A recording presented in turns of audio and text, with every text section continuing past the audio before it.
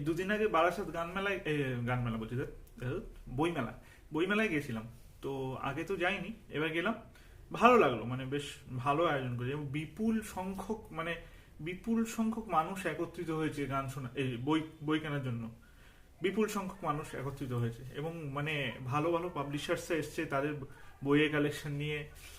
আর অনেক মানুষ ভিড় করে এই বই কিনছে, বারবার গান, বই কিনছে। হ্যাঁ, ভালো, মানে বই মেলা হিসেবে দারুণ। মানে এত সুন্দর গানের কালেকশন, এত সুন্দর বইয়ের কালেকশন আমি দেখিনি।